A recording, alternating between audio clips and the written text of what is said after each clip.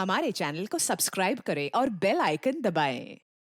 हाय, मैं हूं आदित्य श्रीवास्तव और आप मुझे अभिजीत के नाम से जानते हैं। For more episodes of CID, subscribe to live crime and hit the bell icon.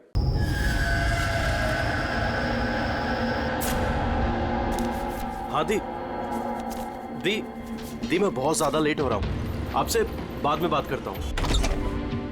क्यों? कहाँ जा रहा है? हाँ दी, मैंने आपको बताया तो सही। मुझे एक्चुअली नॉर्थ अमेरिका के एक रेन फॉरेस्ट में फोटोग्राफर का असाइनमेंट मिला है। उसी सिलसिले में मुझे अर्जेंट जाना पड़ रहा है दी। आप प्लीज एक क्यों क्या ये सब बाद में पूछना दी। क्या छुपा रहा है? जल्दी बता। अरे दी, मैं आपसे कुछ क्यों छिपाऊंगा दी। सच सबको पता चल जाएगा।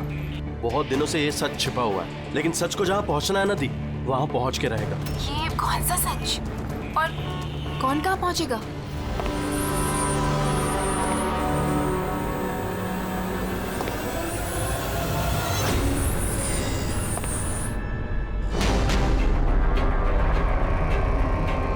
माया दी, मेरे पास बिल्कुल टाइम नहीं है। एक्चुअली मुझे लग रहा है कोई है यहाँ पे। बहुत कुछ हुआ है दी, बहुत कुछ हुआ है, लेकिन मैंने वही किया जो मुझे सही लगा। केतन, साफ साफ बात कर, क्या हुआ है? इस वक्त मेरे स्टूडियो में कौन आ सकता है? दरवाजा खोल। दीप, कोई दरवाजा खोल रहा है दीप। केतन, जल्दी खोल वरना। कौन है? हेलो, क्या हुआ? खुलता है कि नहीं? हेलो केतन, भाई। देखो, आगे मत बढ़ो। कहाँ है वो फोटो? मैंने क्या किया है तुमने? बोलो। केतन, केतन, बोल। मैंने कुछ नहीं किया। बोल दे, नहीं तो मरेगा तू। प्लीज आगे मत बढ़ो। फोटो कहाँ है? जल्दी बोल दे, बता दे। बता दे, नहीं मैंने तो कुछ नहीं मरेगा किया। तू आज। देखो, मैंने कुछ नहीं किया। तो बैठेगा। आगे मत बढ़ो।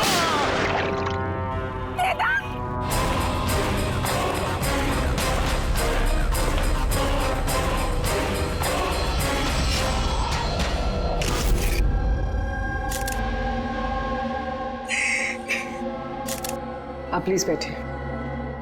संभालिए।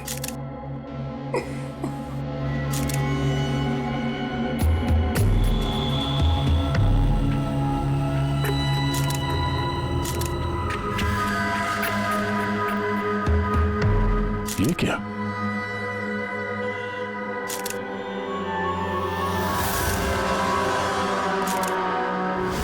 ये किसी के जूतों से आया लगता है। सर वो केतन के जूते साफ थे, क्योंकि ओके फ्लोर पे भी ऐसे निशान कहीं नहीं है। जो स्क्रेपर दे।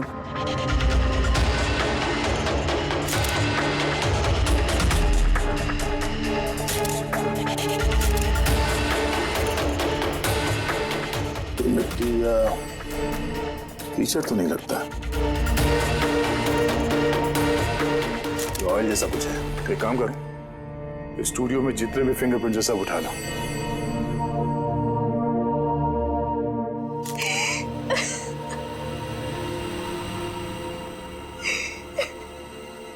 हाँ जी, हम जानते हैं कि ये समय ठीक नहीं है पूछताछ करने के लिए, पर फिर भी आपको परेशान कर रहे हैं। जरा ठीक से याद करके बताइए, आपने ये पूरा हादसा फोन पे सुना था, तो केतन और उस दूसरे आदमी के बीच में क्या बात हुई थी? वो आते ही बुरे तरीके से केतन को मार रहा था। वो चीख रहा था, चिल्ला रहा था, चीजें इधर उधर टूटने की आवाजें आ रही थी। मैंने कुछ नहीं किया। देखो, आगे मत बढ़ो, मुझे कुछ नहीं मालूम ना। हाँ, वो कुछ फोटोज के बारे में बातें कर रहा था। सर, ये माया जो कह रही है कि केतन का खून उस वजह से हुआ है, एक एविडेंस की वजह से। एविडेंस क्या वो फोटोग्राफ था?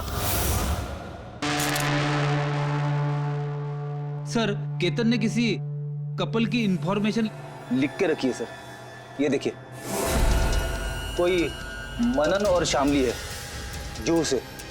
सर ये देखिए, कैलेंडर पर 14 अप्रैल 2018 ये डेट मार्क की है, the anniversary.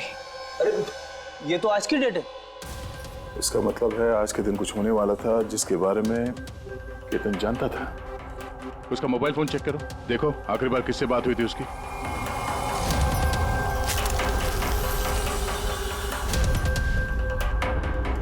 Sir TM craft workers को फोन किया था शाम को 8:30 बजे।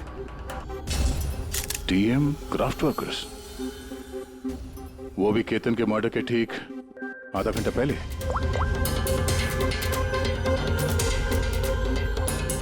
Hello, TM craft workers. जी बोलिए। हाँ, केतन ने आपको फोन किया था। किस लिए फोन किया था? आप कौन? मैं उसका दोस्त बोल रहा हूँ। हाँ, उनका फोन तो आया था। ये पूछने के लिए फोन किया था कि उनका गिफ्ट टाइम से डिलीवर किया कि नहीं। गिफ्ट्स? कौन सा गिफ्ट? एक फोटो फ्रेम था मनन और शामली के लिए। उनकी 25th वेडिंग एनिवर्सरी थी, तो उनको फोटो फ्रेम बना के डिलीवरी करना था। मनन और शामली, उनका घर का एड्रेस मिल सकता है? अर्जेंट है।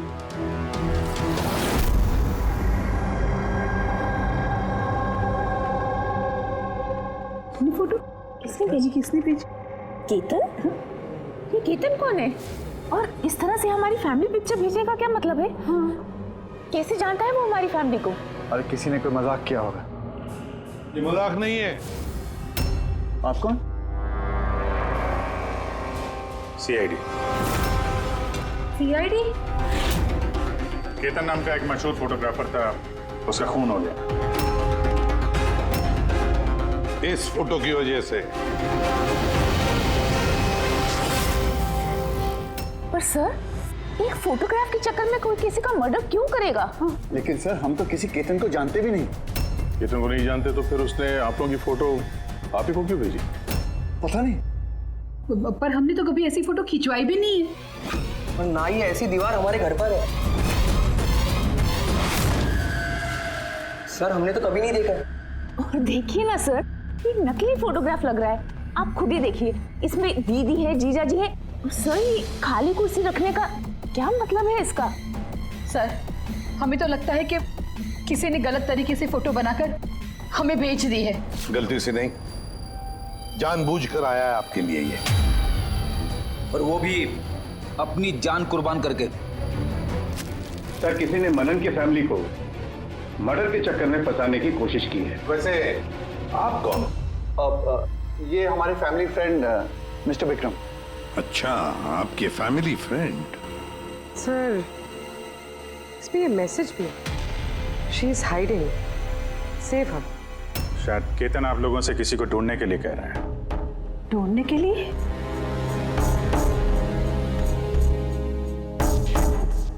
सर, ये फोटो तो मेरी बेटी रिया जैसी लग रही है। सर, पता नहीं किसका हाथ पकड़ कर खड़ी है। देखो ना, ये हमारी बेटी जैसी ही लग रही है। नहीं, ये रिया नहीं है। ये रिया नहीं है। ये येलो कलर की ड्रेस मेरी रिया नहीं पहनी थी जब वो गायब हुई। लगता है केतन रिया को ढूंढने के लिए कह रहा है। ये रिया है, देखो ना। ये रिया नहीं है। एक मिनट, कब से गायब है आपकी बेटी रिया? 12 साल। 12 साल? सर, ये 12 साल के बाद कोई किसी की इंफॉर्मेशन क्यों देगा? तो रिया, 12 साल से रिया गायब है। कोई ना कोई वजह तो जरूर होगी ये फोटो भेजने की। सर, कोई वजह नहीं है, ये सिर्फ एक कोइंसिडेंस है। अब 12 साल के बाद अचानक कहां से रिया की इंफॉर्मेशन मिल गई उसे? सर देखिए, ये रिया हो ही नहीं सकती। रिया की मौत 12 साल पहले हो चुकी है। ये रिया कैसे हो सकती है? ये रिया ही है। मैंने देखो ना, ये हमारी बेटी रिया ही है। फ्रॉक के पीछे पड़ी है। रिया ही। संभालिए अपने आप को। देखो तो। अरे जाओ जल्दी।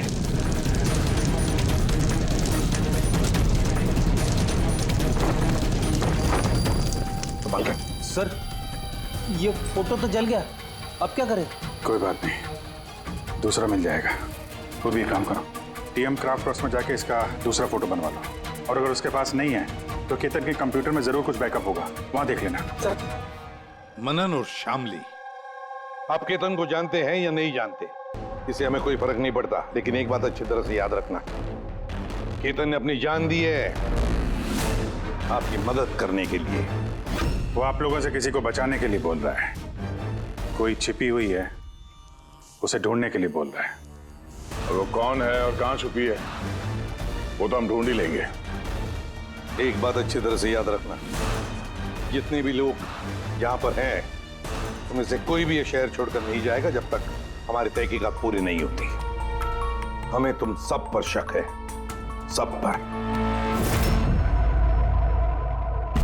1 मिनट के लिए मनन, शामली, आयशा और विहान इनके इस नकली फोटोग्राफ को बाजू में रखते हैं और उनके पीछे जो दीवार है उन पर कंसंट्रेट करते हैं, ये फ्रेम्स और ये जो पीछे लिखे हुए नंबर्स पर। अब शामली ने इशारा किया था इस फ्रेम पर, 3 नंबर वाली फ्रेम पर, पीले रंग का फ्रॉक पहनी हुई और किसी का हाथ पकड़ा हुआ है उस लड़की ने।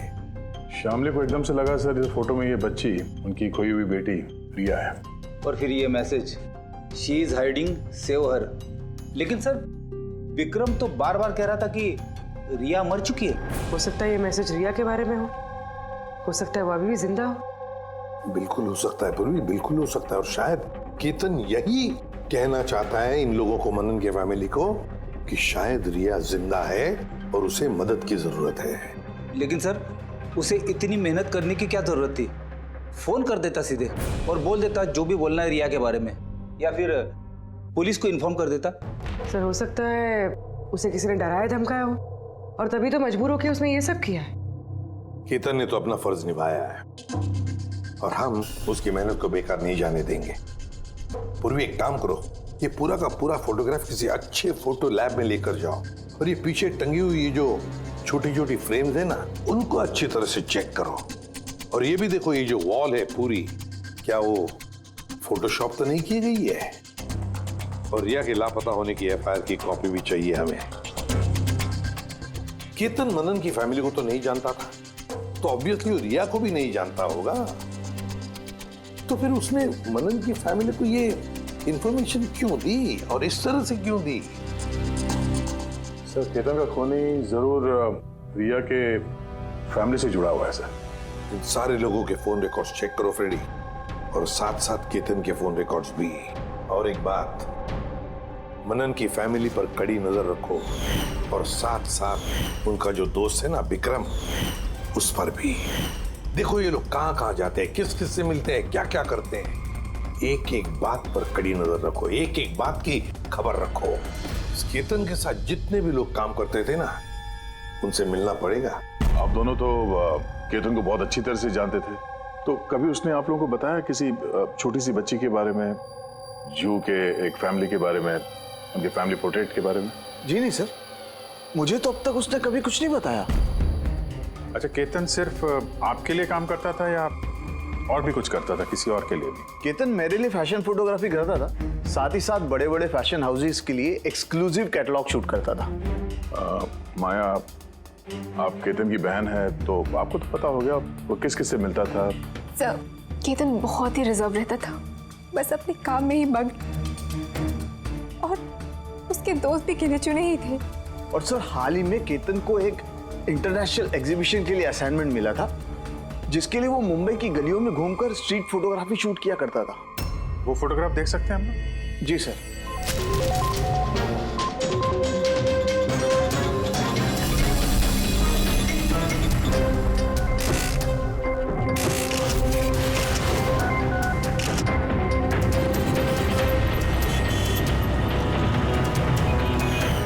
इतना अच्छा पोर्टफोलियो बनाया था सर, एग्जीबिशन में सबमिट ही नहीं किया। बहुत परेशान हो गया था वो।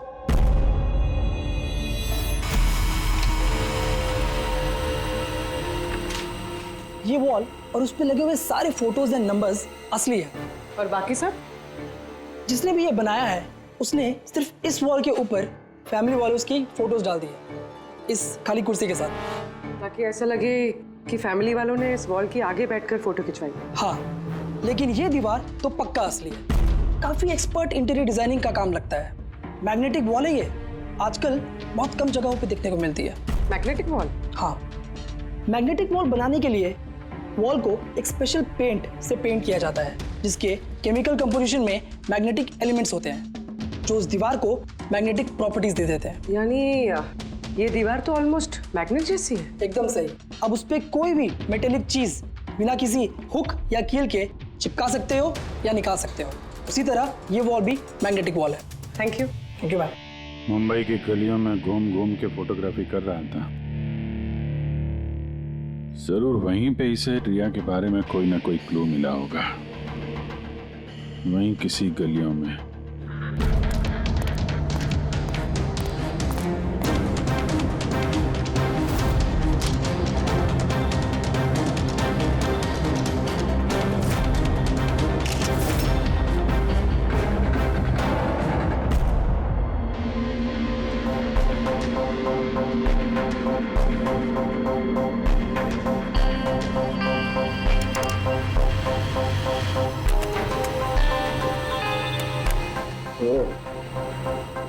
ये बात है।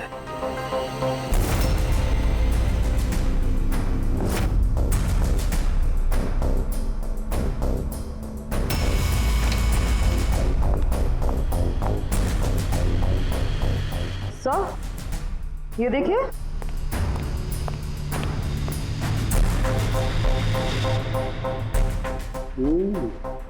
Good job Tarika. Thank you. Full sound के क्या मिला? बॉस, एक खास चीज मिली है। दया, तुम्हें याद है तुमने मुझे कुछ चिकना सा पदार्थ ला करके दिया था जो तुम्हें क्राइम स्पॉट पे से मिला था, याद है? सर ये वहाँ क्राइम सीन पर मिला। ये मिट्टी या डामर तो नहीं लगता, शायद कोई ऑयल या ग्रीस हो सकता है। तुम बिल्कुल सही सोच रहे थे दया, वो ग्रीस ही है। बॉस, मुझे उस पदार्थ में ग्रीस के ट्रेसेस मिले और ये ग्रीस इतनी पुरानी है कि अब तो अपना केमिकल कंपोजिशन भी बदलने लगी। एक मिनट साहब के पुराने मतलब कितने पुराने हैं? मतलब बॉस, जिस जगह से ये ग्रीस के धब्बे मिले हैं वो जगह काफी पहले बंद हो चुकी होगी। और सर, केतन के नाक के फ्लूइड्स में से मुझे ये एक्रिलिक, नायलॉन, पॉलिएस्टर, पॉलीप्रोपिलीन, इन सब चीज़ों की ट्रेसेस मिले और उसके लंग्स में भी ये सारी सेम चीज़ें मिली हैं, fabric fibres. Nylon, polyester, olefin, acrylic, ये सब सारी चीजें तो फैब्रिक से जुड़ी हुई है। ये तो एक फोटोग्राफर था, इसका क्या संबंध इन सारी चीजों से? हाँ सर, जिस जगह पे ये रहता है इसके घर के आसपास कोई फैक्ट्री वगैरह भी नहीं है, तो फिर एक कपड़े के रेशे इसके लंग्स में कैसे घुस गए? हो सकता है ऐसी जगह पे आता जाता हूँ। हाँ बॉस, कोई फैक्ट्री, कारखाना, मिल, और बार बार जाता होगा सर, तभी ये पॉसिबल है। बार बार जाता होगा केतन ऐसी जगह पे, पर क्यों, किस लिए? सर, श्यामली डिप्रेशन में चली गई है, वो घर से बाहर ही नहीं निकलती। और विक्रम और विहान मिलते रहते हैं, पता नहीं उन दोनों के बीच क्या बहस होती रहती है। और ये विहान वकीलों से जाके मिल रहा है। वकीलों से? हाँ सर। और आयशा अपनी किसी फ्रेंड्स के घर जाती रहती है, लेकिन उसकी जो ये फ्रेंड है उम्र में काफ़ी बड़ी है, मुझे नहीं लगता कि उसका इस केस से कोई ताल्लुक है। और ये जो मनन है ना, केतन के बारे में पता लगाने की काफ़ी कोशिश कर रहा है। अच्छा, अभी फ्रेडी वो जो फोन कॉल के रिकॉर्ड जो ट्रैक किए थे, क्या पता चला? कुछ नहीं पता चला सर। उनके जो रजिस्टर्ड मोबाइल नंबर है उसमें कुछ नहीं है। फोटोग्राफ्स का प्रिंट निकाल ली? हाँ सर। सर, जैसे कि मैंने फोन पे बताया था, वो दीवार असली है सर। Magnetic wall? हाँ सर। सर, केतन ने ये सारी फोटोज उस वॉल पे लगाकर वो फोटो ली है और फिर उस पर वो फैमिली वाली फोटो फोटोशॉप कर दी। सर, इस वॉल का पता लगाने में ज्यादा टाइम नहीं लगेगा, इंटीरियर डिजाइनर का काम है, और ये वॉल पे मेटालिक डिजिट्स लगे हुए हैं। बस तो फिर ये सारे फोटोग्राफ्स आर्किटेक्ट्स और डिजाइनर्स के ऑफिसेज में भेज दो, पता चल जाएगा किसने ये मैग्नेटिक वॉल बनवा लिया था।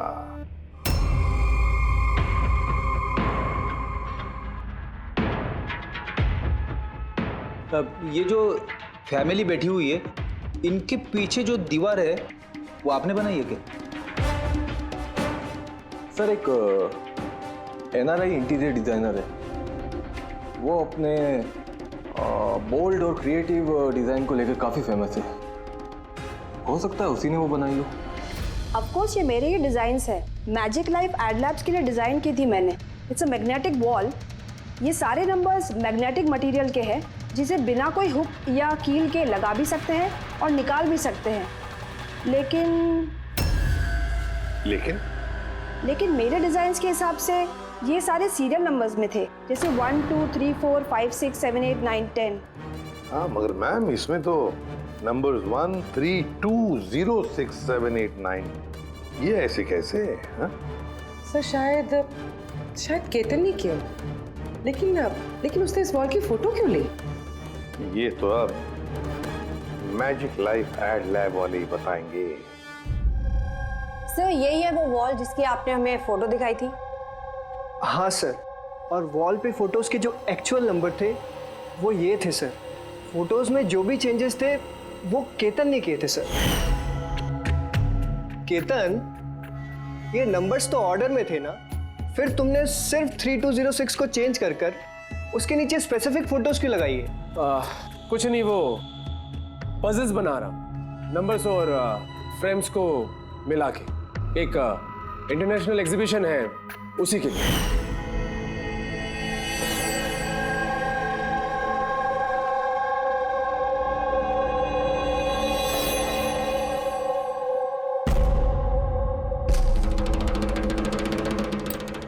आप लोगों ने केतन को परमिशन कैसे दी है सब करने के लिए? दरअसल सर केतन हमारे साथ पहले भी काम कर चुका है और वो एक इंटरनेशनल एग्जीबिशन के लिए कुछ फोटोज ले रहा था और इसलिए उसको ये वॉल की ज़रूरत थी, तो हमने उसे ये वॉल यूज़ करने दिया। यस सर, एंड कुछ पजल की बात कर रहा था, कुछ समझ में नहीं आ रहा था सर। पजल है?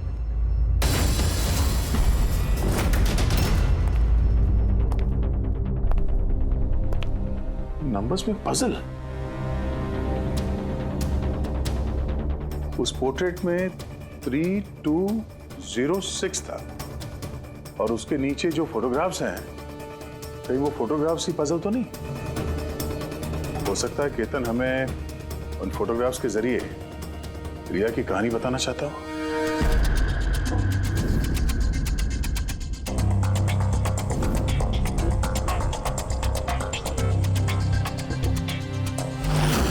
रिया गायब कब हो गई थी? कब गायब हो गई थी? रिया की मिसिंग की FIR है ना? हाँ सर। सर उसका इस केस से क्या कनेक्शन? वो केस तो सर बहुत साल पहले बंद हो चुका है, पता नहीं क्यों गया। ऐसे लगता है कि रिया की इस FIR से शायद हमारी केस सॉल्व करने में कुछ मिल जाए। FIR 8221 Mumbai IPS। FIR का डेट देखो दया, ये देखो 3206। ये तो 2006, मतलब ये डेट है? बिल्कुल सही, 3206 3 फरवरी 2006। दीदी हौसला रखिए। पता नहीं मेरी बेटी किस हाल में होगी। आप लोग मजाक तो नहीं कर रहे? आप वाकई में मेरी बेटी को ढूंढेंगे? वो एक्चुअली जिंदा है क्या? आपकी बेटी जिंदा है, ये सुनकर आपको खुश होना चाहिए, और आप हमसे ऐसे बात कर रहे हैं? डैड, मेरी बहन रिया जिंदा है। सर कहाँ है वो? देखिए हम बहुत नजदीक हैं रिया का पता लगाने के, इसलिए आप लोगों को जो कुछ भी पता है हमें बताइए।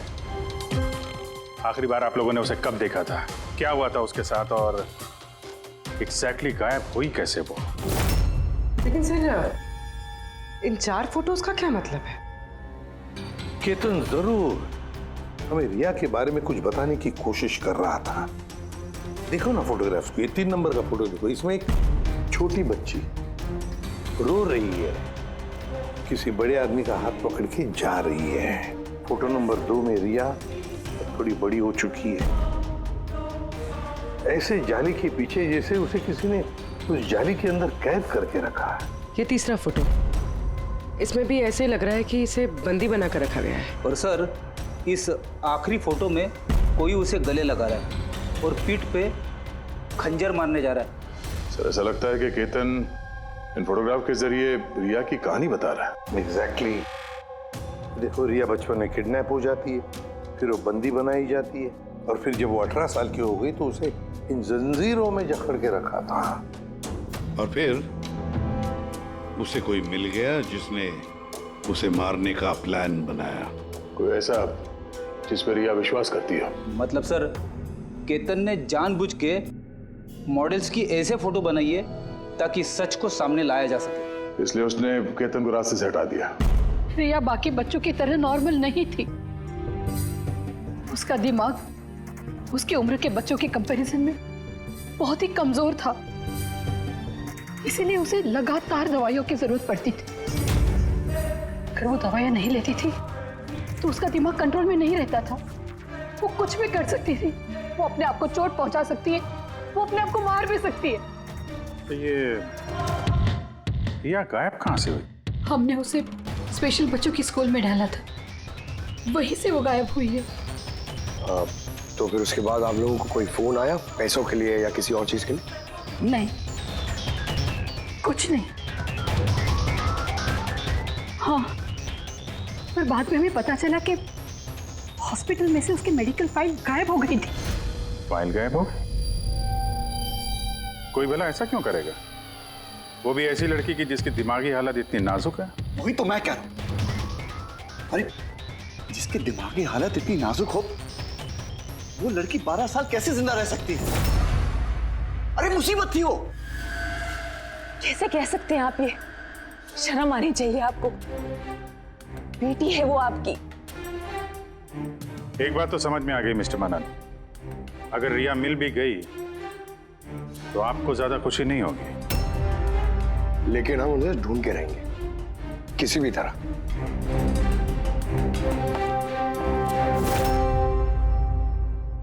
दया, इस फोटो को गौर से देखो।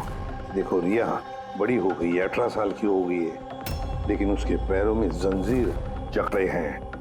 सर ये पीछे ये खिड़की कारपेट दिख रहा है पीछे।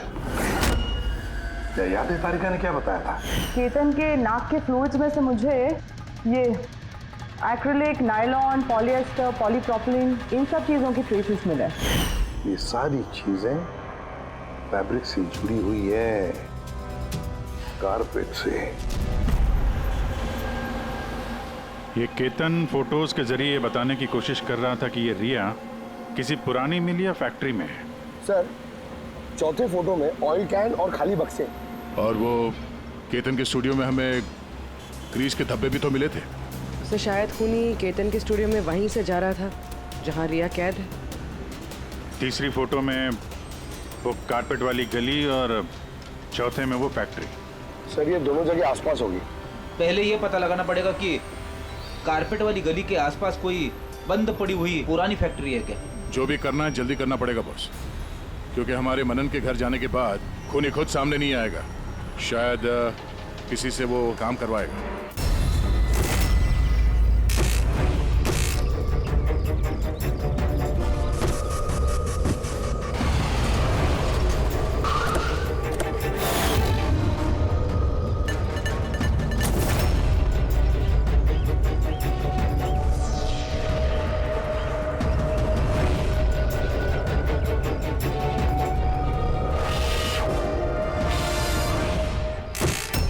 हाँ, इन्होंने ही हमें पैसे दिए थे हमारी फोटो खिंचाने के।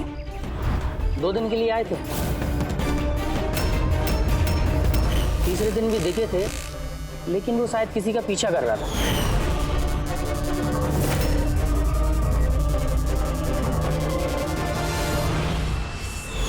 किसका पीछा कर रहा था? वो तो सर ध्यान नहीं दिया हमने। वो गया किधर पीछा करते हुए? इस तरफ गया।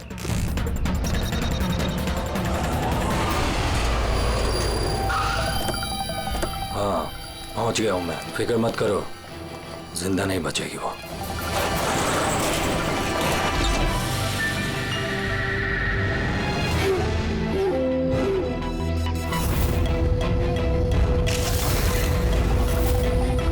बंद कर इसको।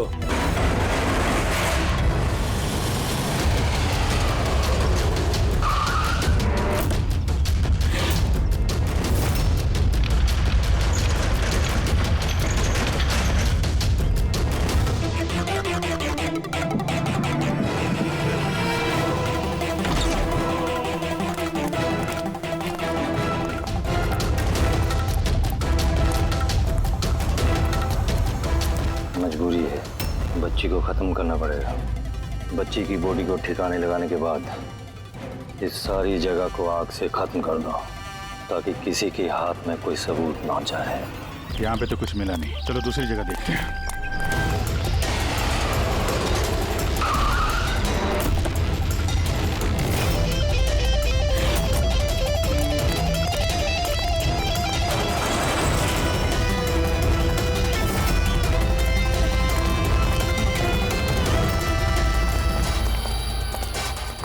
रिया, रिया, तुम्हारे मम्मी पापा के पास ले जाने आए। चलो। रुक जाओ।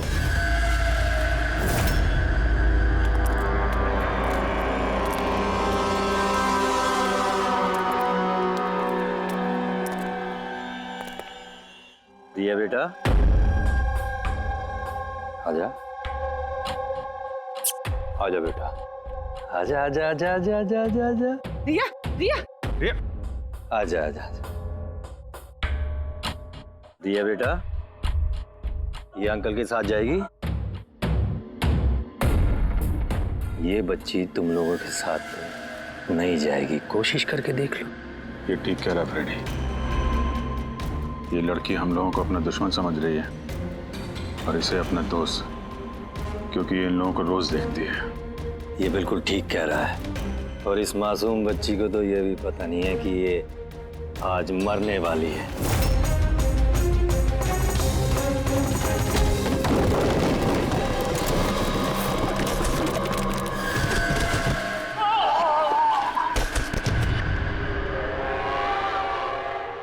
कौन हो तुम लोग? किसने भेजा तुम्हें? ये तुम्हें कभी पता नहीं चलेगा।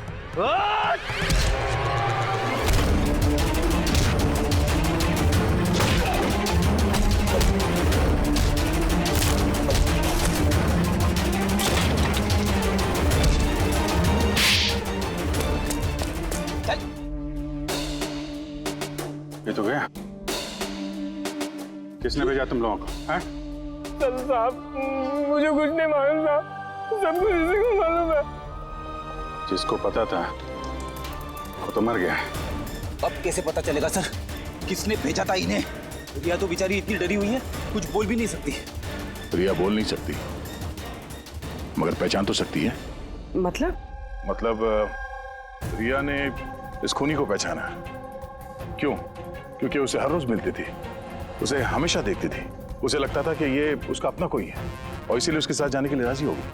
तो फिर रिया उसे भी पहचान लेगी जिसने 12 सालों से इसको यहाँ पे कैद करके रखा है, जो उससे हर रोज बात करता है और जिसने इसे मारने के लिए इन लोगों को यहाँ पे भेजा था। अब रिया बताएगी ये असली गुनहगार कौन है। रिया, जाओ रिया। अच्छा मेरी बच्ची, आ बेटा।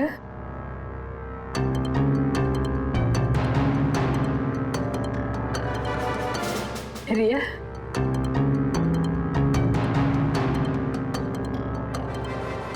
आजा मेरी बच्ची, अपनी माँ के पास आजा बेटा। आ बेटा, आ बेटा, आजा आजा मेरी बच्ची, आजा बेटा। रिया,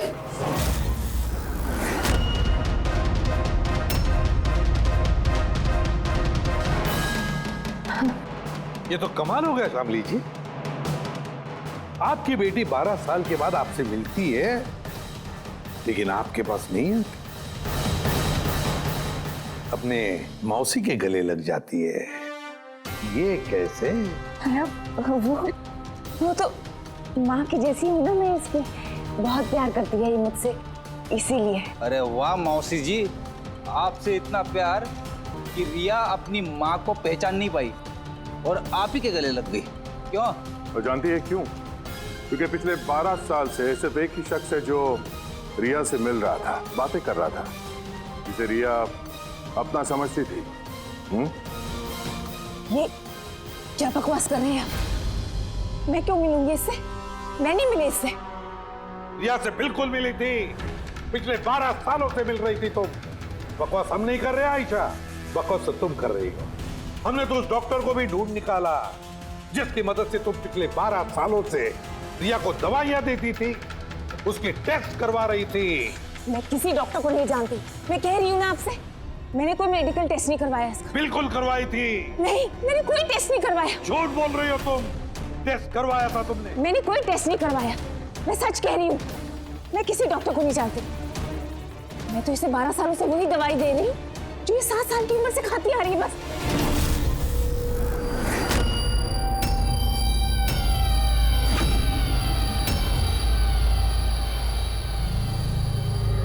फंस गई ना? हाँ? इस आदमी को आपने भेजा था रिया को मारने के लिए। उसके मोबाइल में हमें उसका नंबर मिला जो इत्तेफाक से आपकी दोस्त है, जिससे आप अक्सर मिलती हैं। आयशा, तुमने ये सब क्यों किया? विहान के लिए। मेरा डिवोर्स हो चुका था, मेरी जिंदगी का वैसे भी कोई ठिकाना नहीं था। मैं विहान को किसके सहारे छोड़ती? मुझे ऐसा लगा कि ये पूरी प्रॉपर्टी, पैसा, ये सब मेरे बेटे को मिलना चाहिए, रिया को नहीं। रिया तो वैसे भी दिमागी मरीज है। तुमने अपने बेटे के भविष्य को संवारने के लिए अपनी बहन की बेटी की जिंदगी को अंधेरे में धकेल दिया। हाँ? रिया के गायब होने के बाद मनन और शामली ने तुम्हारे बेटे विहान को गोद ले लिया। यही प्लान था ना तुम्हारा? तुम इतनी गिर गई कि तुमने एक छोटी सी बच्ची को मारने की कोशिश की। मैं उसे मारना नहीं चाहती थी, माँ हूं मैं भी। मेरा यकीन मानिए, मैं रिया को चोट नहीं पहुंचाना चाहती थी। बहुत कोशिश की मैंने उसे संभालने की, लेकिन संभाल नहीं पाई और इसीलिए तुमने रिया को मारने का प्लान बनाया। ये केतन कहाँ से बीच में आया और उसे रिया के बारे में कैसे पता चला? केतन के साथ मेरा अफेयर चल रहा था। भले उम्र में वो मुझसे छोटा था, पर मैं उसकी मदद करती थी। काफी बार मैंने उसे पैसे दिए हैं उसके काम के लिए। सिर्फ बॉयफ्रेंड था, उसने तो तुमसे दिलो जान से प्यार किया। क्या वही उसका कसूर था? तो तुम्हारा बॉयफ्रेंड था तो तुमने उसे मारा क्यों? वो उस कारपेट वाली गली में एक दिन फोटोशूट कर रहा था। बाय चांस उसने मुझे देख लिया और मेरा पीछा करते करते वो रिया तक पहुंच गया। मैंने उसे बहुत डराया, बहुत धमकाया, यहां तक कहा कि मैं उसका करियर बर्बाद कर दूंगी।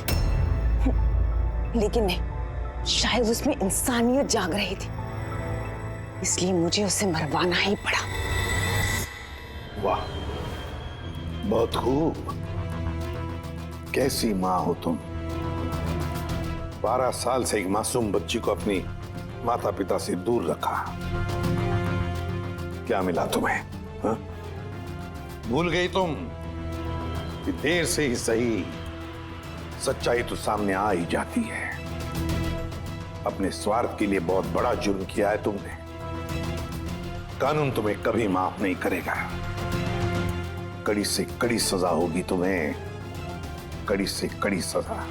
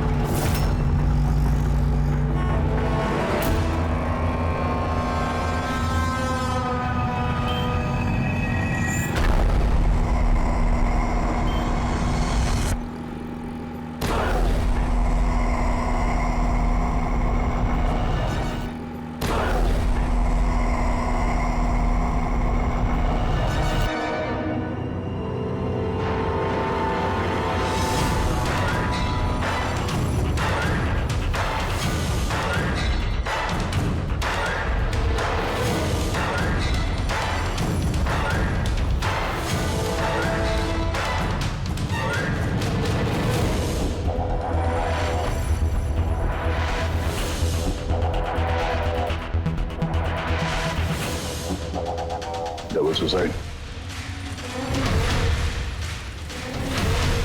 सुसाइड? आप सब इनके पड़ोसी हैं?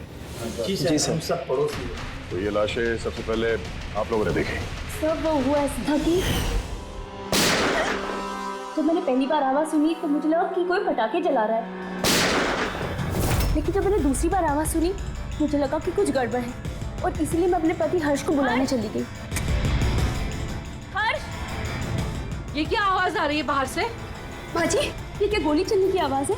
आज तक मैंने असली गोलियों की आवाज सुनी नहीं, तो मुझे पता नहीं गोलियों की आवाज है या पटाखे की आवाज। हाँ, कुछ समझ में नहीं आ रहा। अरे हर्ष, कहाँ थे तुम? मैं बाहर था, ये आवाजें सुनी तुमने? लगता है सुनिधि के घर से आ रही है। कहीं कोई चोर डाकू तो नहीं घुस गए उनके घर में? हाँ, अब क्या करें? पापा मैं जाके देखूं? नहीं नहीं, उन लोगों के पास हथियार हैं, तुम खतरे में मत पड़ो। तुम पहले कॉल करके देख लो कोई फोन उठाता है या नहीं। जी सर, फिर हमने फोन किया मगर किसी ने फोन ही नहीं उठाया, तब सर हम यहाँ देखने चले आए। सुनिधि, तुम लोग ठीक तो हो? दरवाजा खोलो, दरवाजा खोलो। सुनिधि, क्या हुआ दादा? सब ठीक तो है ना? खोल ही नहीं रहे यार दरवाजा। गोली चलने की आवाज आई अंदर से 2 बार, पता नहीं। मैंने भी सुना। एक मिनट, मैं पीछे जाके खिड़की से देखने की कोशिश करता हूँ। हाँ, जल्दी जा। खिड़की से मैंने इनकी लाशें पड़ी हुई देखी सर, और तुरंत हम लोगों ने आपको फोन कर दिया। क्या वजह लगती है आप लोगों को इनकी आत्महत्या करने की? किसी परेशानी वगैरह से गुजर रहे थे क्या ये लोग? नहीं सर, और अगर गुजर भी रहे तो पता नहीं सर, क्योंकि ये ज्यादा बातचीत नहीं करते थे किसी से, अपने में ही मस्त रहते थे। कभी इनके आपसी झगड़े की आवाज सुनी थी आप लोगों ने? नो मैम, इनके आपसी झगड़ों की क्या, इनके घर से कभी लाउड म्यूजिक की भी आवाज नहीं आई। बहुत ही भले लोग थे। हेलो, हाँ तारिका? हेलो, आवाज नहीं आ रही है। एक मिनट, एक्सक्यूज मी, एक मिनट, मैं बाहर आ रहा हूँ। हेलो, हाँ मेरी आवाज आ रही है? हेलो, हाँ, वो नेटवर्क ठीक नहीं था अंदर कमरे में। हाँ बोलो। अच्छा, पर मुझे तो ऐसा लग रहा था जैसे मैंने पिछले केस के एविडेंस पे साइन किया था। ठीक है, अर्जेंट है?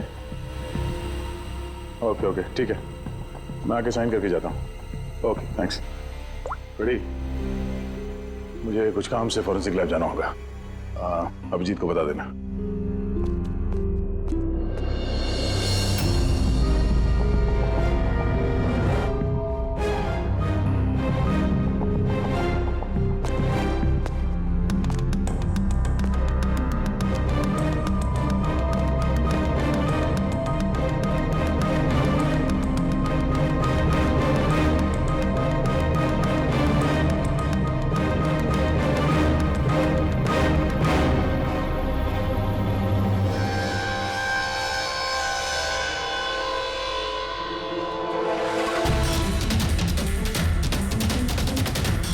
बटन पर खून? क्या हुआ सर? आप कुछ सोच रहे हैं? ये सुनिधि का चेहरा देख रहे हो? एकदम शांत, जैसे इसको पता ही नहीं इस पे गोली चलने वाली है। यहाँ पे सब कुछ एकदम साफ सुथरा, लगता है किसी ने क्राइम सीन सजा दिया है हमें गुमराह करने के लिए। सर, यानी कि आपको लगता है ये केस डबल सुसाइड का नहीं बल्कि डबल मर्डर का है?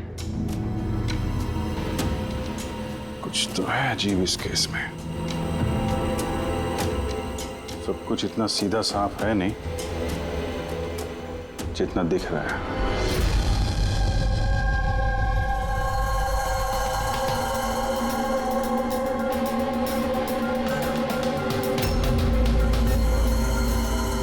बस इन दोनों को एक ही गन से गोली मारी गई और उस गन पर कैलाश की उंगलियों के निशान है।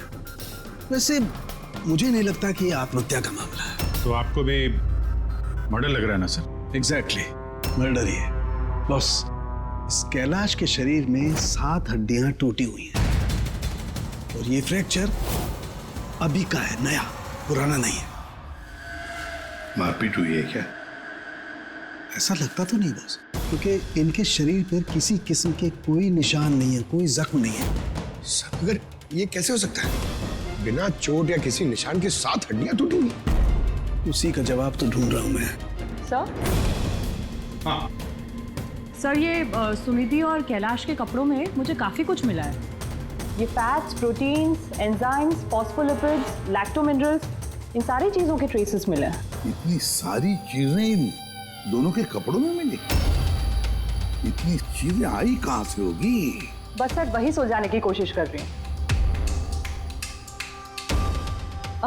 सर, ये दया नहीं आई अभी तक। वो मैंने कल उन्हें फ़ोन भी किया था, कुछ अर्जेंट पेपर्स थे साइन करने के लिए, इसलिए। दया आया कैसे नहीं? कल रात क्राइम सीन से हमारे सामने निकला था यहाँ आने के लिए। लेकिन अब तक पहुंचे नहीं। हाँ? पूरी दया को फोन लगा अभी।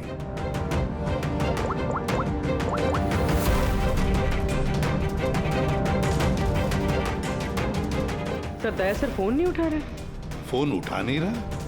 ऐसा करता नहीं है सर कभी। लोकेशन देखो कहाँ पे है।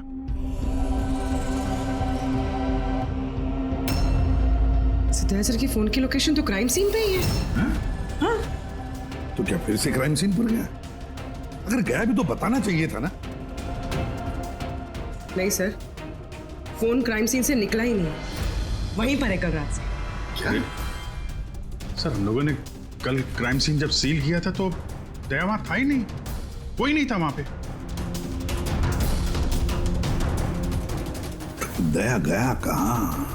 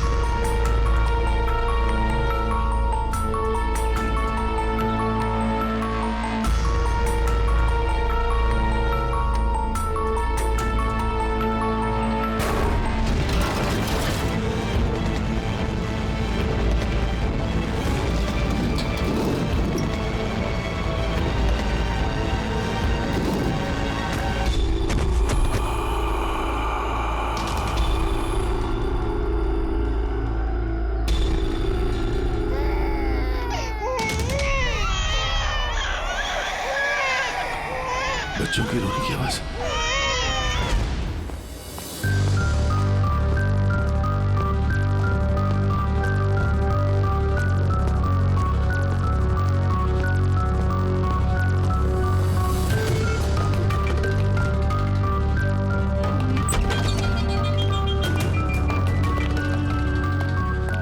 सर दया सर का फोन तो यहीं पे ट्रैक हुआ है, कैलाश के घर पे, मगर दया सर तो कहीं है ही नहीं। लेकिन फोन के लोकेशन तो अभी भी यही है ना? हाँ सर, लोकेशन तो यहीं पर है। सर कहीं कुछ? सर 2 खून हो चुके सर, और अचानक दया सर का गायब हो जाना।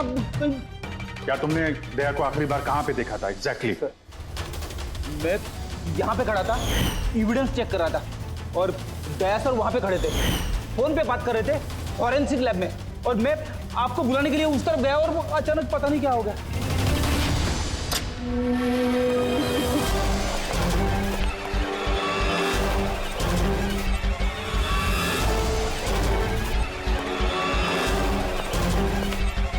अंदर कुछ नहीं है सर। कमाल है यार, फोन तो यहाँ पे है, फिर गया कहाँ? सर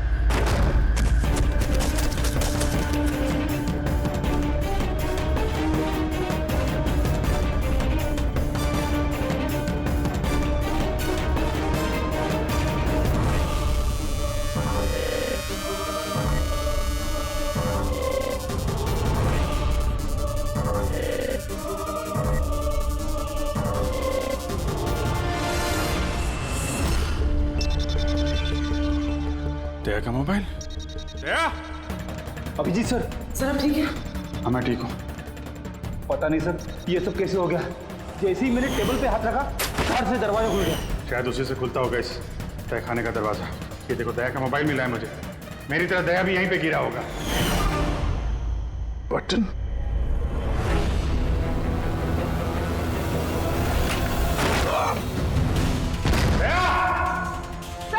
दया सर।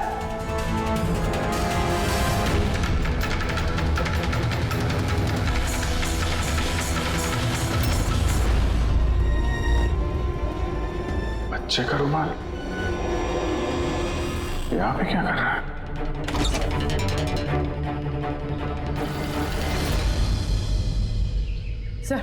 सर पीछे एक और दरवाजा है जो बाहर एक छोटी सी सड़क पर खुल रहा है।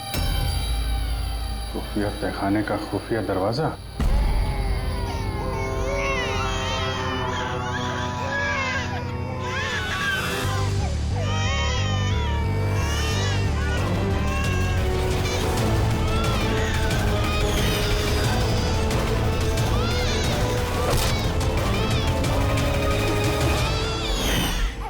थैंक गॉड बच्चे ठीक है। कम से कम इन्हें नशे की दवाई तो नहीं दी गई है।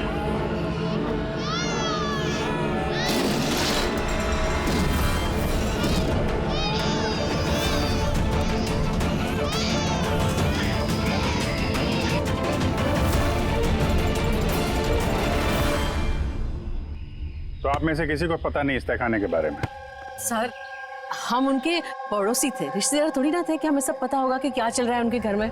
सर इनके घर में अगर तहखाना है तो इसमें प्रॉब्लम क्या है? टायर का निशान। आप लोग ऐसे पूछताछ करके क्या करना चाह रहे हैं, जैसे हमने गुनाह किया हो? वो इसलिए कि एक सीआईडी ऑफिसर गायब है। CID officer? जो 2 लोग यहाँ रहते थे वो तो मर चुके हैं। मतलब किसी तीसरे का काम है। आप ही लोग रहते हैं ना आसपास यहाँ पे? सर वहाँ पर टायर के निशान है और निशान देखकर लगता है कि किसी बड़े ट्रक के हैं। ट्रक का?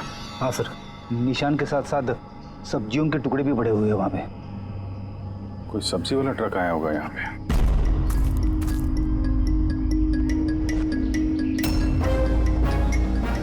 ये मत कहना कि यहाँ पे किसी सब्जी वाले ट्रक को आते जाते नहीं देखा। सर हमने तो कभी नहीं देखा है। कमाल है, हर बात में ना। एक मिनट, आप लोग इधर आइए। पूर्वी इधर आइए आप लोग प्लीज। पूर्वी सर ठीक हो? गन बेटा याद रखो, गन जो है ना वो खिलौना नहीं होती, उससे किसी की जान भी जा सकती है, हैं? तुम मुझसे वादा करो गन से नहीं खेलोगे। मैं कभी नहीं खेलूंगा। खिलौने वाली गन से भी नहीं? नहीं।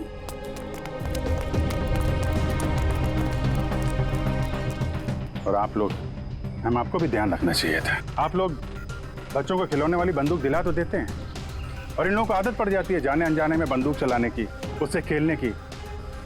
जब कभी असली गन उनके हाथ में आती है तो उन्हें थोड़ी ना पता चलता है कि असली है कि खिलौने वाली, और ऐसे एक्सीडेंट हो जाते हैं। सॉरी।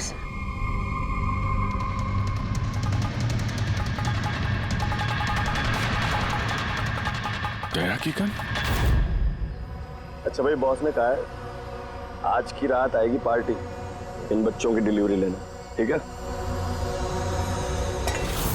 वो तो ठीक है बॉस, बच्चे तो अपने सही जगह पर पहुंच ही जाएंगे, मगर इस सीआईडी वाले को करे क्या? बोलो तो इसे भी भगवान के पास पहुंचा दो क्या? इसकी किस्मत में लिखा तो यही है। लेकिन फिर भी क्या है, बॉस से पूछ लेते हैं। अबे एक बात बता, तुझको क्या जरूरत है सीआईडी के पहलवान को यहाँ लाने का? साइज देखा है क्या अबे तू उसका? अबे यार अच्छा हुआ बेहोशी की दवा देकर पटक रखा है, होश में होता ना भाई तो भी कोहराम मचा देता है यहाँ पे, बता देना।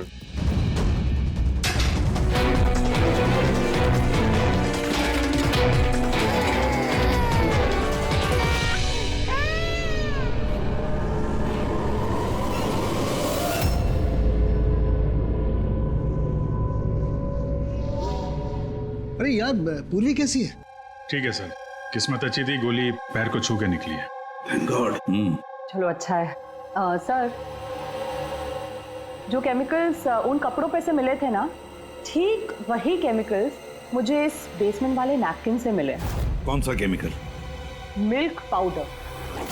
Milk powder? जो छोटे बच्चों को, न्यू बॉर्न बेबीज को देते हैं। लेकिन सर, कैलाश और सुनिधि के घर पे हमें कोई बच्चा दिखाई नहीं। नहीं, एक ना एक बच्चा तो जरूर होगा, क्योंकि मुझे इस नैपकिन पे से बेबी सलाइवा यानी बच्चे की थूक भी मिली है। बच्चा था भी तो कोई तहखाने में क्यों रखेगा? अभिजीत, बच्चे को तहखाने में रखना, इसका मतलब है बच्चों को गायब करना। Baby trafficking, baby trafficking. तभी उन लोगों ने अपने घर में ये खुफिया तहखाना बना रखा था और पीछे खुफिया दरवाजा। बस हाँ, बस ये कंफर्म हो गया कि इन दोनों ने आत्महत्या नहीं की, इन दोनों का मर्डर किया गया। और ये सुनिधि के खून में मुझे कुछ नशीली दवाई के ट्रेसेस मिले जो इंसान को बेहोश करने के काम में आती है। सुनिधि की बॉडी में और कैलाश की भी? उस कैलाश की बॉडी में इतनी सारी दवाइयों के केमिकल्स हैं कि एग्जैक्टली पता ही नहीं चल रहा है कौन सा केमिकल किस दवाई का है। दवाई के केमिकल? मतलब ये बॉस के कैलाश को एक बहुत ही रेयर बीमारी थी, फाइब्रोडायस्प्लेसिस ओसिफिकेंस प्रोग्रेसिवा। इस बीमारी में दरअसल इंसान के टिश्यूज बहुत कमजोर हो जाते हैं और उसकी हड्डियां भी बहुत नाजुक हो जाती हैं। जरा सी भी लापरवाही हुई, एक झटका भी लगा, हड्डियां टूट सकती हैं। तो फिर ऐसी बीमारी वालों को तो बहुत संभाल के इधर उधर आना जाना पड़ता होगा। बिल्कुल, जरा सा कोना भी किसी चीज का अगर टकरा गया, झटका जरा सा भी लग गया तो हड्डियां टूट सकती हैं। तो फिर एक बात तो पक्की है अभिजीत, कैलाश ने लापरवाही से अपनी हड्डियां नहीं तोड़ ली, किसी और ने जबरदस्ती की है कैलाश के साथ। बिल्कुल बॉस, मुझे लगता है खूनी को पता ही नहीं था कि कैलाश को ये रेयर डिजीज है। उसने जोर जबरदस्ती की, उसे लगा कि मैं इसको खून की बजाय आत्महत्या में कन्वर्ट कर सकता हूँ। बॉस, ये इसकी ये इंडेक्स फिंगर ये अपने आप ट्रिगर पर नहीं गई, खूनी ने जबरदस्ती इस उंगली को ट्रिगर पर रखा और खुद जबरदस्ती दबाया, और इसी जबरदस्ती की वजह से ये उंगली टूट गई। काफी लंबी प्लानिंग की थी खूनी ने। शायद उस वक्त खूनी तहखाने में ही छुपा होगा और दया को मिल गया। हो सकता है। उन सब्जी के ट्रक्स के बारे में क्या पता चला? सर, पंकज लगा हुआ है ट्रक के बारे में पता लगाने के लिए। ऐसे ट्रक वालों का पता लगा रहा है जो सब्जियों के व्यापार के लिए ट्रक किराए पे देते हैं। तो क्या हुआ? देख जल्दी दौड़ के देख क्या हुआ। अरे कुछ गड़बड़ है यहाँ पे। अबे कहीं वो सीआईडी वाला तो नहीं जाग गया, होश में आ गया वो? देख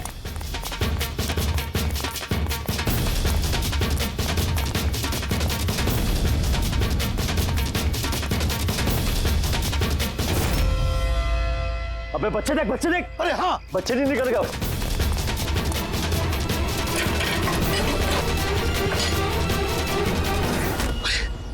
बच्चे राजू, अरे बताएगा कोई क्या हुआ?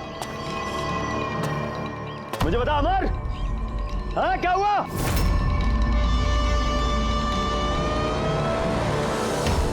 राजू,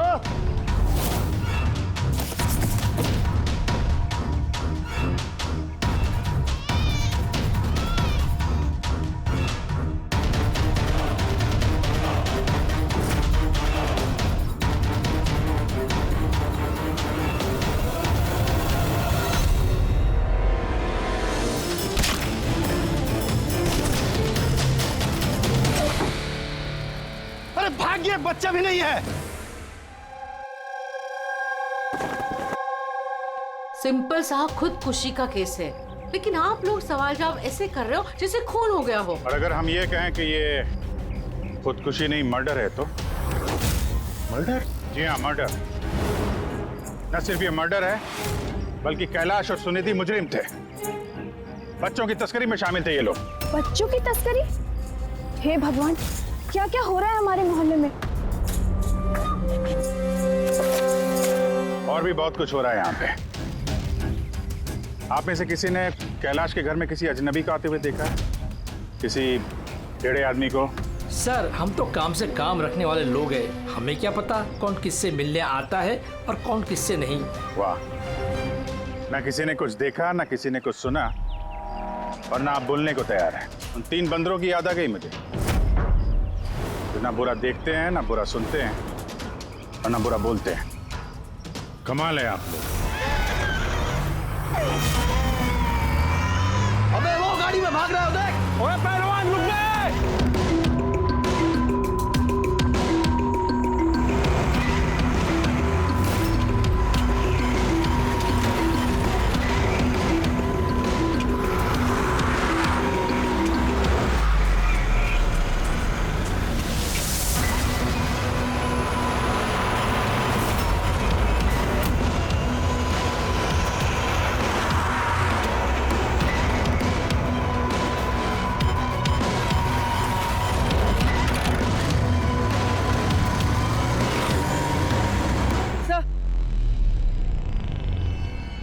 सर घर में कुछ नया तो नहीं मिला? ये घुंघरू मिला है जो शायद नए हैं। घुंघरू? ये सुनिधि डांसर थी क्या? नहीं सर, सुनिधि नहीं, कैलाश। वो भरतनाट्यम सीखता था। कैलाश भरतनाट्यम सीखता था, सुनिधि नहीं? हाँ सर, कैलाश सीखता था। हर बुधवार को उसकी टीचर आती थी, पीले कलर के स्कूटर पे। अच्छा, बाकी कोई चीज तो आपको याद नहीं है? ये बात इतनी डिटेल में कैसे याद है?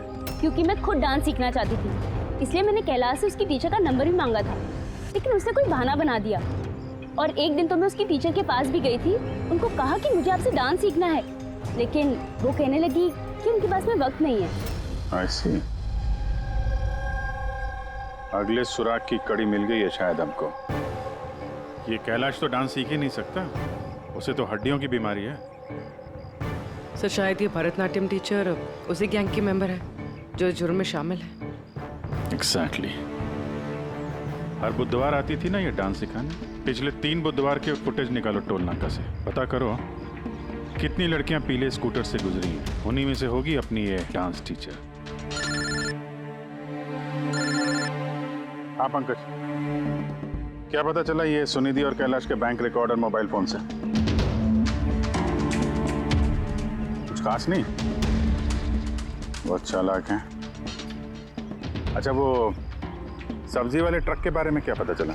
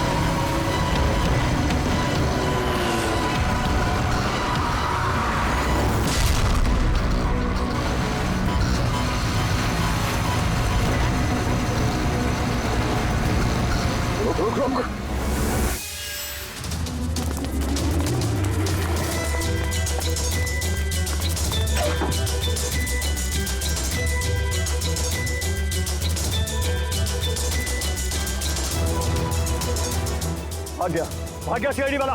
अबे बच्चे भी ले गया, ढूंढो, बहुत जान लेगा हमारी। ढूंढो, अबे ढूंढो जाएंगे, चलो।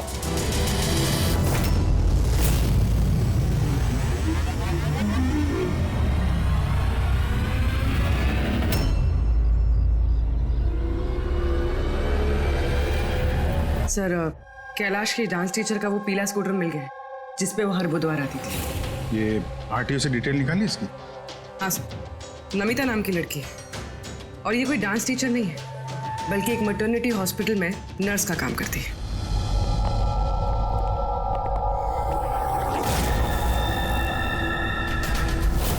ये क्या? खून?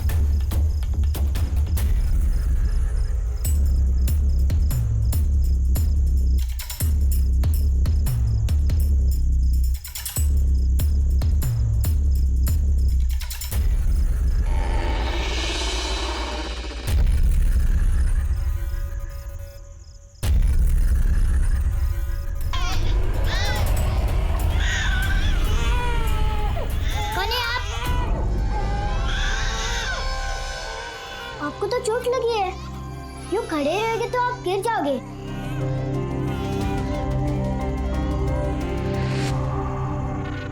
कितना खून बह रहा है आपका, आपको दर्द नहीं महसूस हो रहा है?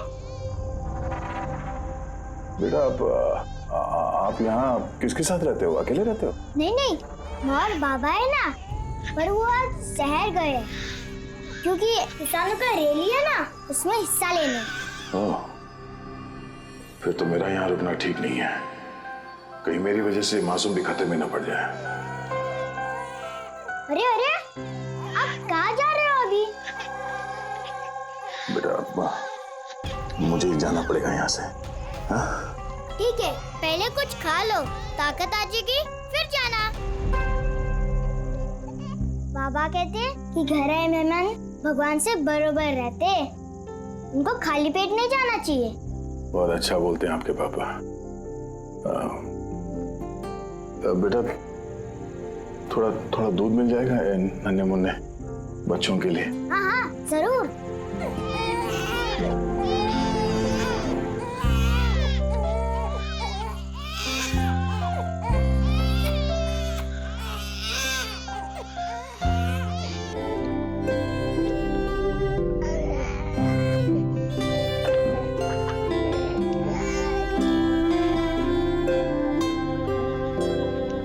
बॉस, नमिता का खून 1 घंटे पहले हुआ है। आप लोगों के वहां पहुंचने से सिर्फ 1 घंटे पहले। 1 घंटे पहले? इसका क्या मतलब है? इसका ये मतलब है फ्रेडी कि खूनी ने इतनी लंबी प्लानिंग की थी कैलाश और सुनिधि को मारने के लिए, लेकिन नमिता को मारने में इतनी हड़बड़ी क्यों? इतनी हड़बड़ी क्यों? वो अगर चाहता तो उन दोनों के साथ इसे उसी वक्त मार देता। हाँ सर, 20 घंटे बाद उसने नमिता का खून किया और इतने सारे सुराग भी छोड़े। इसका क्या मतलब हो सकता है? अभिजीत, खूनी नमिता को मारना नहीं चाहता था, जरूर कुछ ना कुछ तो हुआ जिसकी वजह से उसे लास्ट मोमेंट डिसाइड करना पड़ा नमिता को मारने के लिए। पर ऐसी क्या मजबूरी थी खूनी की? सर मजबूरी, सर कहीं ये नमिता हमारे पास तो नहीं आने वाली थी? या फिर खूनी को पता चल गया था कि हम नमिता के पास जाने वाले? खूनी पड़ोसियों में से कोई एक है। उन लोगों ने हमारी बातें सुन ली थी। इससे पहले कि हम नमिता के घर पहुंचते, खूनी वहां पहुंच गया और फोन कर दिया नमिता का। एक काम करते हैं, सभी पड़ोसियों की कुंडली निकालते हैं।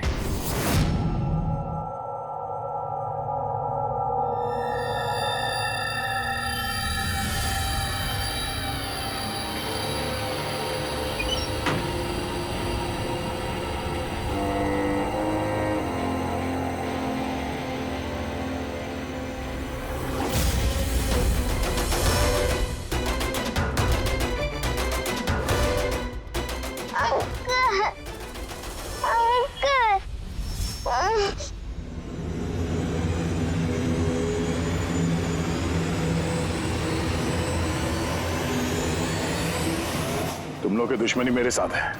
जाने दे बच्चे को।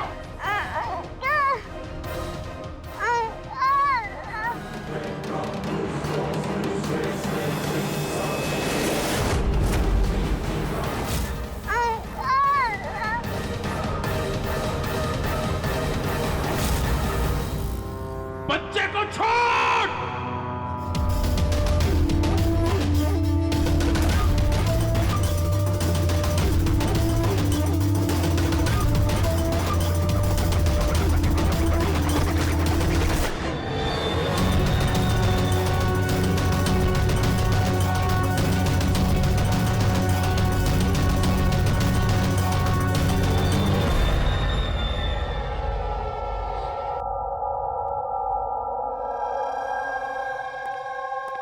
हाँ विजय।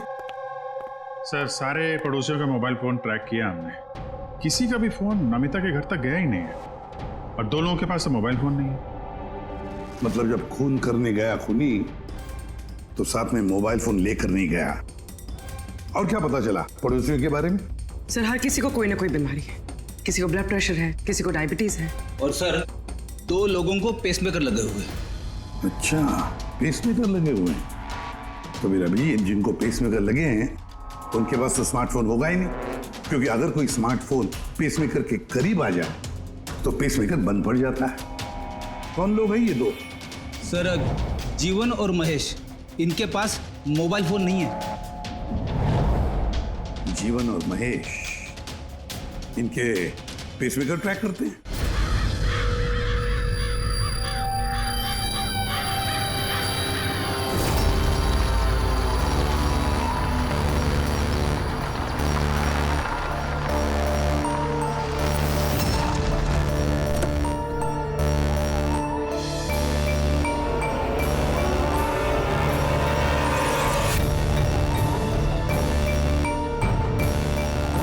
आप ही का इंतजार कर रहे थे बस। बच्चे कहाँ हैं? अंदर ही है बस। बॉस, इसका क्या करना है? मार दे उसे।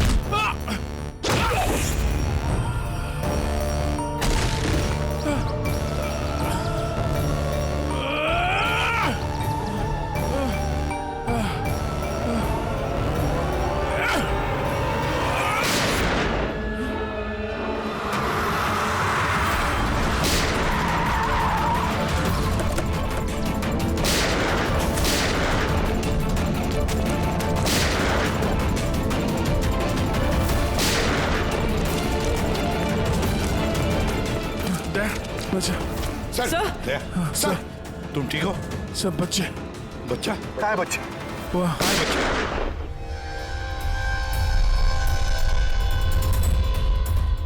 बस जीवन, नहीं तो इन बच्चों के साथ क्या क्या होगा मुझे बताने की जरूरत नहीं है। जीवन, तुम्हारा खेल खत्म हो गया। अब चुपचाप अपने आप को हमारे हवाले कर दो। ऐसा डायलॉग नहीं। देखो जल्दी से हॉस्पिटल ले जाना पड़ेगा। वही कहीं नहीं जाएगा। ज्यादा होशियारी नहीं करना। वैसे तुम सीआईडी वाले यहाँ तक पहुंचे कैसे? सीआईडी मुजरिमों तक पहुंचने का रास्ता निकाल ही लेती है। और इस बार रास्ता बताया तुम्हारे धड़कते दिल के बगल में जो पेसमेकर है ना, उसने। पेसमेकर? हाँ, पेसमेकर। तुम्हें क्या लगता है कि तुम्हारा पेसमेकर तुम्हारी दिल की धड़कनों का रिकॉर्ड रखता है? अरे उसके साथ साथ वो ये भी रिकॉर्ड रखता है कि तुम कहाँ जाते हो और कहाँ से आते हो, समझे? बस पता लगा लिया हमने। नमिता की मौत के वक्त तुम उसके घर में ही थे। जीवन जी, सुनिधि और कैलाश की मौत के वक्त तुम सो नहीं रहे थे, तुम जागे थे। ये भी तुम्हारे पेसमेकर ने हमें बता दिया। अगर मैं उन्हें नहीं मारता तो वो मुझे मार देते। मेरा सारा धंधा हड़प कर लेते, इसलिए मैंने उन्हें मारकर आत्महत्या दिखाया। तुम्हें अंदाजा नहीं था, है ना, कि सीआईडी वाले तुम्हारे बंद तहखाने तक पहुंच जाएंगे और तुम्हारा अंडा फोड़ देंगे। ये सब तुम्हारे इस ऑफिसर दया की वजह से हुआ। गलत समय पर गलत जगह पहुंच गया वो। अब पुरानी आदत है दया की। मुजरिमों तक पहुंचने के लिए हमेशा गलत वक्त और गलत जगह पे पहुंच ही जाता है। क्यों दया, ठीक कह रहा हूं ना मैं? दया?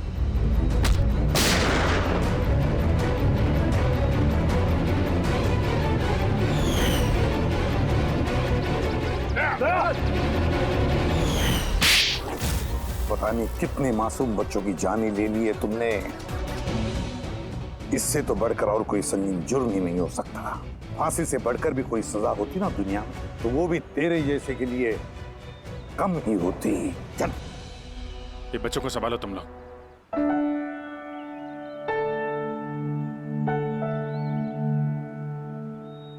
टिकू,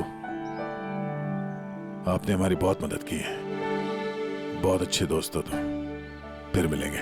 ओके अंकल। ख्याल रखना अपना। अभिजीत, दया को हॉस्पिटल लेकर जाओ। Yes sir. अरे यार, ये हॉस्पिटल नहीं चलते हैं। मैं ठीक हूँ, जाने की जरूरत नहीं। नहीं भाई साहब, सर का ऑर्डर है, आपको हॉस्पिटल जाना है तो लेके चलना पड़ेगा। चलो यार, एक काम करते हैं, हॉस्पिटल चलते हैं, फिर पट्टी वट्टी करके निकलते हैं। हाँ, मैं तो कहता हूँ यार एडमिट हो जाओ। क्या पता कोई अच्छी सी लेडी डॉक्टर मिल जाए तो शादी वादी हो जाएगी। शादी? ये शादी का ख्याल कहाँ से आया? अरे यार, इतने प्यारे प्यारे छोटे छोटे 3 मासूम बच्चे हैं, इनको तुम संभाल रहे थे। एक केस में मैंने भी 2 बच्चों को संभाला था, तो बच्चों को संभालने की आदत हो गई है, शादी भी संभाल लेंगे। अच्छा, तो काम करते हैं। हाँ, किसी अच्छे से हॉस्पिटल में जाके एडमिट हो जाते हैं। देखते वहाँ पे कोई अच्छी गुड लुकिंग डॉक्टर मिल जाए। चलो, मैं भी चलता हूँ, मैं भी एडमिट हो जाऊंगा यार।